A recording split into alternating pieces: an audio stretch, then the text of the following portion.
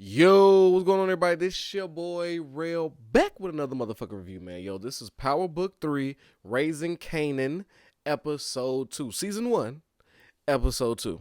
All right? It's a fucking mouth filler, right? With this whole power unit, it's a goddamn mouth filler to, like, introduce it. Because you got your... I'm pretty sure it's going to be multiple seasons in this Power Book 3, so that's why it's important I put Season 1. I can feel it. I can feel it already. First, let's get it out. No, you know what? Nope, not going to do that. First, can we just acknowledge how dope Neek is? Unique. Like, he might be the coolest goddamn drug dealer ever portrayed on TV. Like, I thought it was like Nino Brown. Like, oh, let's go down. Look, who's the cool drug dealers? See, Tony Montana, he was too with the gunplay. He was coked out. He was a little crazy. But like cool, you got your Ninos. Avon Barksdale seemed a little corny, but he was cool. You know what I'm saying? Marlo was a serial killer.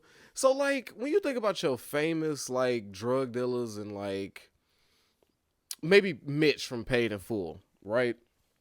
That's about it. It's a tie between Unique and Mitch from Paid in Full, right? Speaking of which, Power, you're not fooling me. Okay, this is just Paid in Full, Get Rich or Die Trying, mixed with fucking Training Day. You roll those things up, but goddamn it, I'm loving it. I'm loving it. I see exactly what it is, and I'll break it down for you in a minute.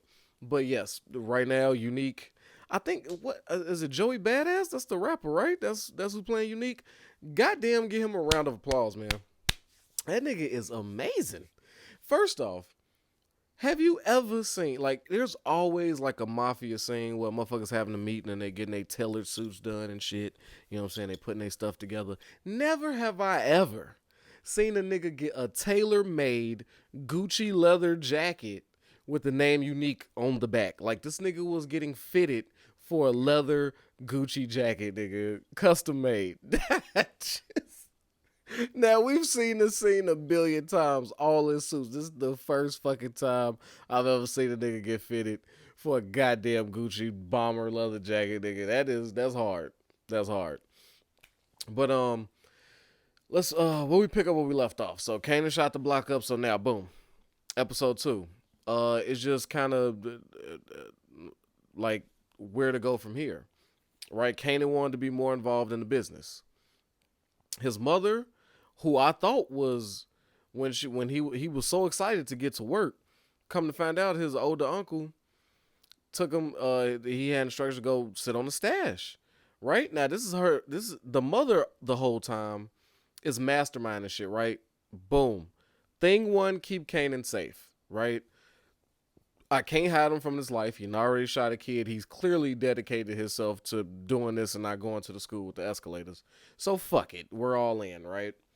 But she's got to be smart about it. Can't just unleash this fucking Kanan onto the world because he don't know shit, right? And he's ready to prove himself, and she can feel that energy. She is doing a fucking terrific job acting, by the way. I know I said that last time, but like every time I watch, I'm like, damn, she is killing it. I'm gonna figure out her real name, and I'm gonna give her a proper shout out. But so Kanan goes and sits on the stash and realizes this is not the big drug dealer's dream. Like, he ain't really active. He want a corner, right? But she's smart. Thing one, keep him safe, right? That's her son. She's doing that. Then she goes to holler at Unique to just discuss further, like, yo, look, I gave you these blocks. I paid you a bag. Again, without all your boys around, what's popping? And he just simply explained it to her like, hey, niggas loved $1.20, $1.50, the $1.25. They love that nigga buck, right? It's unreasonable to hold me responsible or tell me that I'm going to be able to keep all these niggas that love him at bay from murdering your son. They need blood, essentially. They blood for blood. Like, I don't know what to tell you. And he told her, you know how this game works, right? And that's a fact. And I think that's genius because, most niggas just lie. Be like, yeah, I got you. I'll keep my guys in check. You can never keep your guys in check, especially when they took one of their peoples away. Like, no, somebody gonna plot. Somebody gonna go against the grain anyway. So you might as well keep it 100. Like, look, I'm not guaranteeing Kanan's safety. I'm not actively looking for your son. But I'm not. Hey, that nigga did it. He deals with it. So he's on the stash, right? And I didn't know that she had like when he pressed her to be like he told me like, you know, he just babysitting me, I'm just sitting in the stash, we play video games all day. He really got an insight, like a good lesson that we all learned, because I thought like y'all did, she was just keeping him safe, but it was teaching him to fucking take direction, right? When the boss speaks, you just do it, right? It's a chain of command, and when that shit, if the machine breaks down, like if we break down, the machine break down. Now, I got no fight with any man that does what he's told. But when he don't, the machine breaks down. And when the machine breaks down, we break down. And I ain't gonna allow that. Like, you can't have that, right? So that was dope. He learned some more insight about his father. His father's name was DEFCON. First off, these names are amazing. You got Famous, D-Wiz, fucking DEFCON is his daddy. You got a nigga named Symphony. This nigga, it's a giant Boris Kojo looking ass nigga named Symphony. Like, these are some unique. You got hellified names up in here. Jukebox, nigga. Look, yo, New York is wild. I ain't never heard this many nicknames, nigga. Like, very creative. I'm enjoying the nicknames. I can't wait to meet more characters and figure out what else they came. DEFCON sounds like he was a scary motherfucker. But yeah, his father, so she's training him like his father trained her. And the cycle continues, right? All right, so Kanan, let's speak a little bit about Kanan and his thing with Buck's girl, or his girlfriend. So clearly she doesn't know that he did it, but she's starting to hear shit. And it's really weird that he is just starting conversations. I know he likes her, but I don't know. If I just murdered her boyfriend, me personally, I would want to reserve some space. Like, okay, she clearly dealing with shit. She beating up bitches in the hallway. Jukebox was hilarious, by the way. She rolled right up like they fighting over some nigga that's dead. Like, they're both dumb. Like, that's the epitome of dumb. And she was over it right there. I said, thank you, Jukebox. Thank you. What are they doing? This nigga's not around to parade the victor around the fucking school. Like, this nigga, what are you doing? But anyway, Jukebox a real one. And she would have never got that. She would have beat the shit out of old girl. I 100% believe in Jukebox hands. But so he's being around her more, seeing her more. And she's questioning shit like, I know y'all wasn't tight. She's alluding to something she's hearing, but I guess she don't want to believe it, or because it's so real and whatever it is, you know. But he's starting to really think about what he did. And he's dealing with killing somebody like the worst you possibly could. You've seen him die. You've seen the life leave out his eyes. Now you dealing with, you into somebody who was in love with him, so you got to hear them mourn for him while, you know, you're looking at his name in obituaries and shit. So it was really humanizing in a way.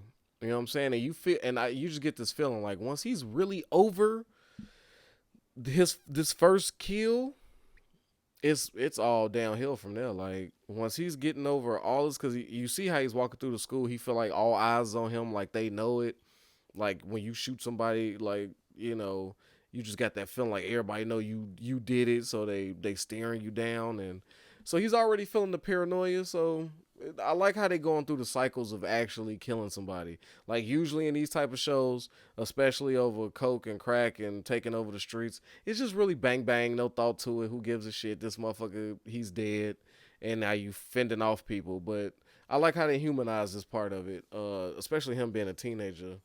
This is very realistic how they went about it. What else we got? Oh my God.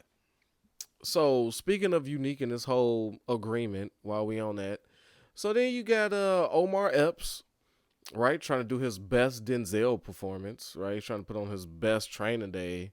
Want to make detective? There you go. You can do it. Stick with me. You can do it. Unlearn that bullshit they teach you at the academy. No, don't bring none of that shit in here. Shit'll get you killed out here. I will do anything you want me to do. My nigga. He got his training day leather on. He's got his rookie cop. We see this, right? It's like the most overdone thing. There's always a veteran cop schooling a younger one to the real way of doing it, like, which is 9 times out of 10 very illegal. Like the so super, I've been in these streets, I got all this. They usually the most illegal motherfuckers, and the youngest ones want to stick to the rules, get the job done.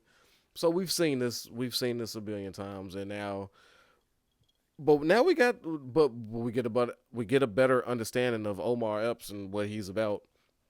He comes to Unique with the proposition, like, look, he knows that having two people, you can't have two kings or a king and a queen.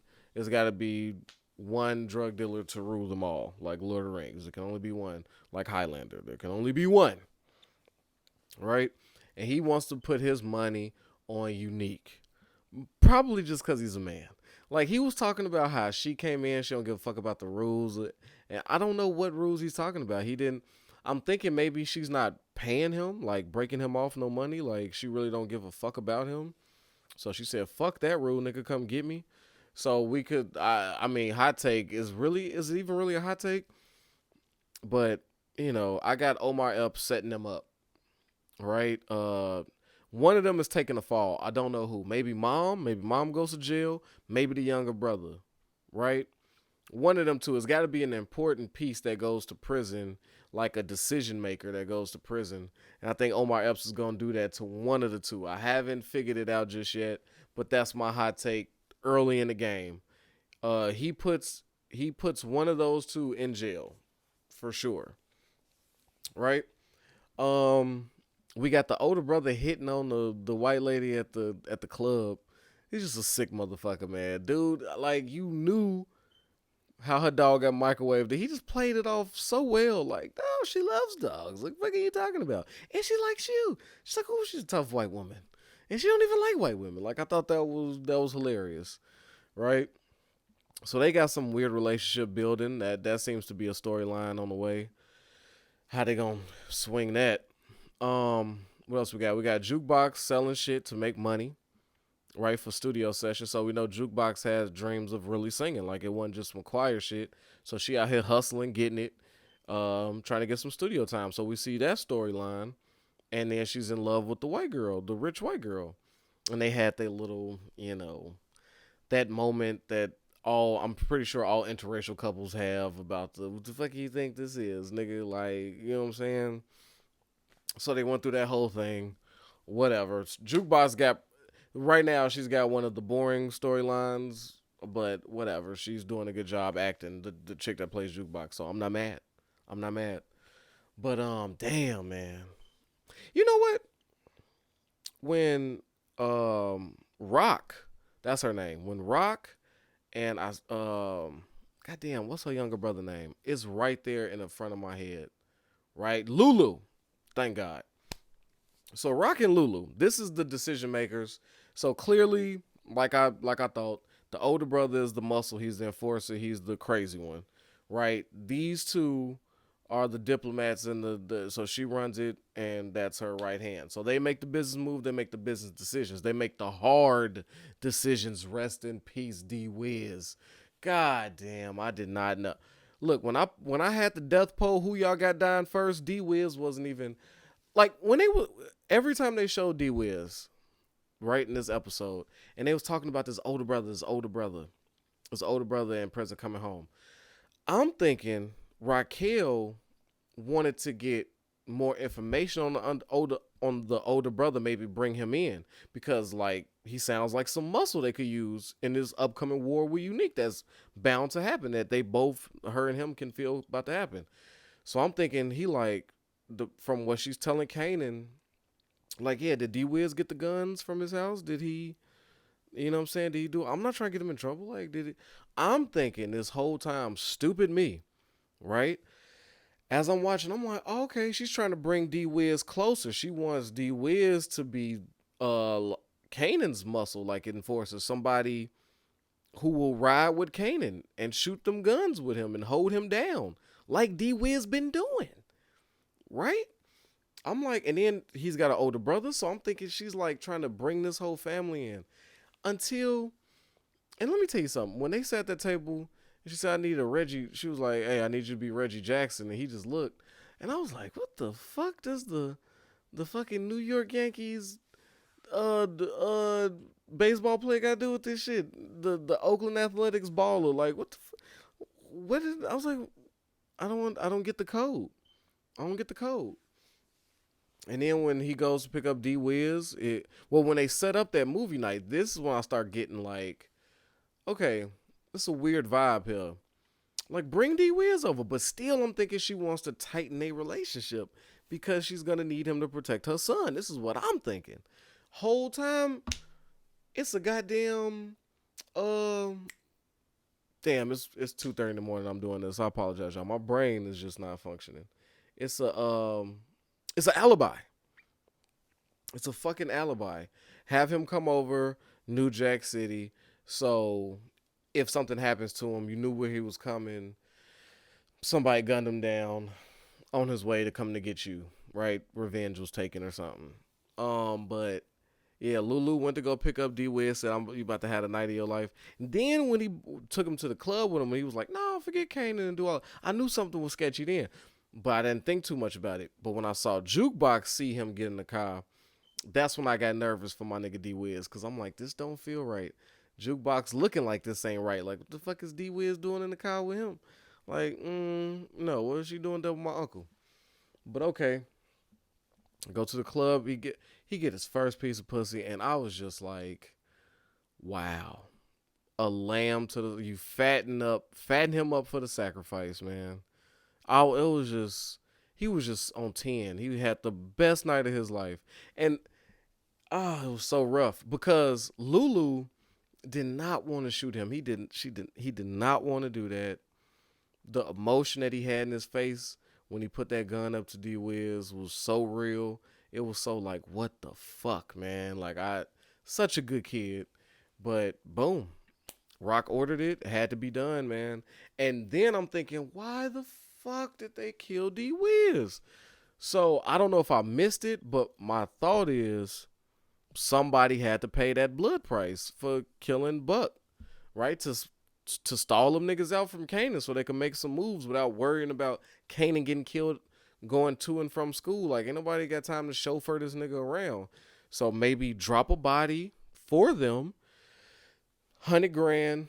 Here goes one of the shooters. Like, this gotta be enough, right? The hot take is, which ain't really a hot take. I mean, we all know that Jukebox is gonna tell Kanan that he seen him get in the car. But so that's not really even a hot take. We just know it's gonna happen. You feel me? Anything? What was the next big thing? I think that was it, man. The death of D Wiz, the deal with Unique between Omar Epps and him, the detective and him. I mean, yeah, man. It's just but you know what? I'm really liking this Power Book 3, right? I'm really liking this prequel of Kanan's life so far. Because every time I'm thinking one thing, it's turning out to be something else. And I like that. It keeps me guessing. It's got me excited because I just knew. I was like, I'm a genius. I know that she's doing all this to make D Wiz part of the family and blase. But no, I did not have D Wiz dying first on my poll, on my death poll. I didn't see it. Rest in peace, man. Damn, that was fucked up. Kane's going to be fucked up over it. And I think that's going to instill no trust in his mom and his uncle. It's gonna be some discord, but he gonna learn firsthand. Like, man, he gonna take this one rough. Episode 3 gonna be a rough one for Kanan, boy. It's definitely gonna be fueled by D Wiz, and I think that's only gonna spark his fire even more. So, I you know what? I got Kanan shooting somebody next episode. I'm gonna do it. I'm gonna jump out on the ledge, right? But who I got winning this episode? I got Unique winning this episode. I think he did. Like, Raquel is clearly the best actress on the show, without a doubt. She's fucking blowing everybody out of the water on the acting side. Runner up though is fucking Unique. Like, and so I gotta give it to him because the conversation with Raquel, how he just let her know the real truth. The way he bossed up with Omar Epps up in there. I got to give it to him. And the fact that he got a tailor-made Gucci bomber, right, with Unique on the back with fucking rhinestones. How do you not give it to this man? How do you not give him winner of the episode, right? Best scene. Unfortunately, the best scene was when D Wiz got shot. Lulu showed his like. It was the best scene because of the emotion that was like invoked in it, and I didn't see it coming. So that right there gives it like the holy shit moment. Like, wow. Actually, that whole scene leading up to it, the nightclub scene was winner of the best scene of episode 2. Cause goddamn, that boy was having a time of his motherfucking life, and you just wanted him to win. Him and Kanan. I mean, we know that none of them niggas is around because we know what happened to Kanan at the end. We know who his two guys was, Ghost and Tommy. But man, we forget that for a second as we just watch this. We know eventually it's gonna happen, but I'm really loving living in this universe right now with this. But that's it, man. If you give me your hot takes, you know how this goes, man. Let me know your hot takes. Who you got down in that death poll, right? Did D Wiz have to go? Could they have done something differently? You know what I'm saying? Damn. Rest in peace, D Wiz. You did a damn good job on the acting, young man. But with that, protect your health, yourself, your wealth. All right. Until next time, man. Peace.